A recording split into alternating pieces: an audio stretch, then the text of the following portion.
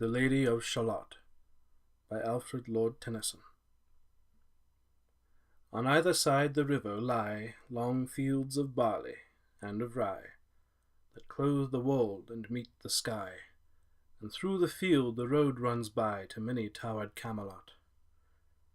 And up and down the people go, gazing where the lilies blow, round an island there below, the island of Shalott.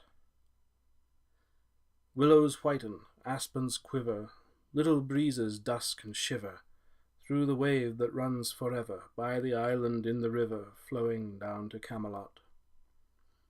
4 grey walls and 4 grey towers overlook a space of flowers, and the silent isle embowers the Lady of Shalott. By the margin, willow-veiled, slide the heavy barges trailed by slow horses, and unhailed the shallop flitteth silken-sailed, skimming down to Camelot.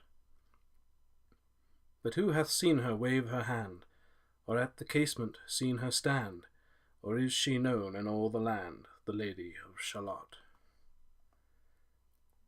Only reapers, reaping early, in among the bearded barley, hear a song that echoes cheerly, from the river winding clearly down to towered Camelot.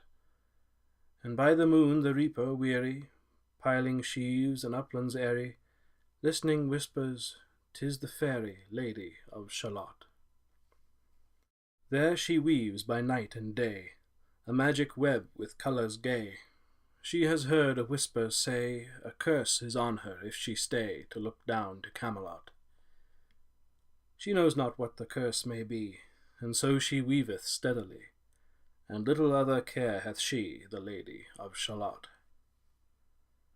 And moving through a mirror clear that hangs before her all the year, shadows of the world appear. There she sees the highway near, winding down to Camelot. There the river eddy whirls, and there the surly village churls, and the red cloaks of market girls pass onward from Shalott. Sometimes a troop of damsels glad, an abbot on an ambling pad, sometimes a curly shepherd lad, or long-haired page in crimson clad goes by to towered Camelot. And sometimes through the mirror blue the knights come riding 2 and 2. She hath no loyal knight and true, the Lady of Shalott. But in her web she still delights to weave the mirror's magic sights, for often through the silent nights a funeral with plumes and lights and music went to Camelot. Or when the moon was overhead came 2 young lovers lately wed. I am half sick of shadows, said the Lady of Shalott. A bowshot from her bower eaves he rode between the barley sheaves.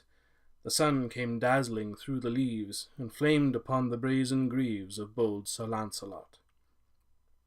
A red cross knight forever kneeled to a lady in his shield, that sparkled on the yellow field beside remote Shalott. The gemmy bridle glittered free, like to some branch of stars we see, hung in the golden galaxy. The bridle bells rang merrily as he rode down to Camelot, and from his blazoned baldric slung a mighty silver bugle hung, and as he rode his armour rung beside remote Shalott. All in the blue unclouded weather, thick jewelled shone the saddle leather, the helmet and the helmet feather burned like one burning flame together as he rode down to Camelot. As often through the purple night, below the starry clusters bright, some bearded meteor, trailing light, moves over still Shalott. His broad clear brow in sunlight glowed, on burnished hooves his war-horse trode, from underneath his helmet flowed his coal-black curls as on he rode down to Camelot. From the bank and from the river he flashed into the crystal mirror. Tirra-lirra by the river, sang Sir Lancelot. She left the web, she left the loom, she made 3 paces through the room. She saw the water-lily bloom, she saw the helmet and the plume, she looked down to Camelot. Out flew the web and floated wide, the mirror cracked from side to side. The curse is come upon me, cried the Lady of Shalott.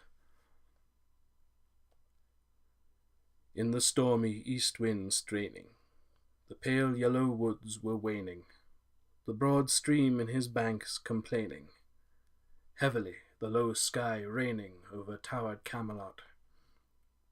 Down she came, and found a boat beneath a willow left afloat, and round about the prow she wrote, the Lady of Shalott. And down the river's dim expanse, like some bold seer in a trance, seeing all his own mischance, with a glassy countenance did she look to Camelot. And at the closing of the day she loosed the chain, and down she lay. The broad stream bore her far away, the Lady of Shalott.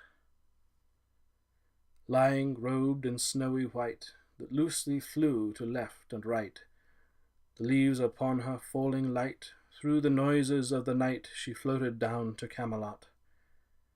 And as the boathead wound along, the willowy hills and fields among, they heard her singing her last song, the Lady of Shalott. Heard a carol, mournful, holy, chanted loudly, chanted lowly, till her blood was frozen slowly, and her eyes were darkened, wholly, turned to towered Camelot. For ere she reached upon the tide the first house by the water side, singing in her song she died, the Lady of Shalott. Under tower and balcony, by garden wall and gallery, a gleaming shape she floated by, dead pale between the houses high, silent into Camelot.